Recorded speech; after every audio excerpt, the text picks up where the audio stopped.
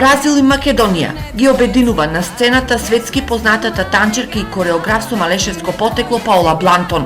Незиното искуство од настапите по Бразил, но и секаде во светот, заедно со групата Панџини која ја негува балканската музика, зборува дека македонскиот ритам е доста популарен.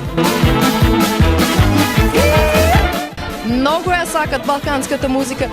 Балканската музика од ден денеска се многу движи у светот.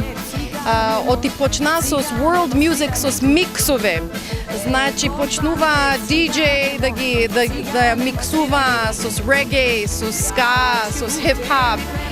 И например музиките на Кирил Џајковски многу му се движат. И други групи што мешат. Но колку македонскиот танц може да се носи со бразилската самба? Јас мислам дека може да се носи со бразилскиот танц, оти, например, нашите игри се игри на нозе. И, например, бразилската самба е игра од нозе. Значи, ритму, ако го имаш во нозете, супер си. Паула деновиве во својот роден крај, каде се подготвува за настапот на Етносквер фестивалот во Берово, заедно со новоформираната група од 15 млади девојки од Берово. Има едно 15 момички таа година, многу сум задоволна од нив.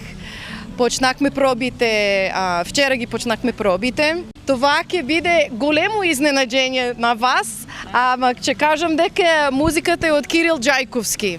Значи това ќе е ethno-fusion mix. Оваа неуморна девојка како амбасадор на македонскиот ритам по светот има само една порака. Да играме и повеќе да играме и да развиеме интеркамбио културал меѓу не само Бразил и Македонија, ама да движиме македонската музичка култура у цел свет. Има многу интерес, многу се движи нашата култура.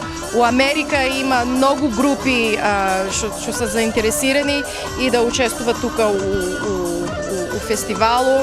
Има и у Аргентина, има многу македонци, у Јужна Африка.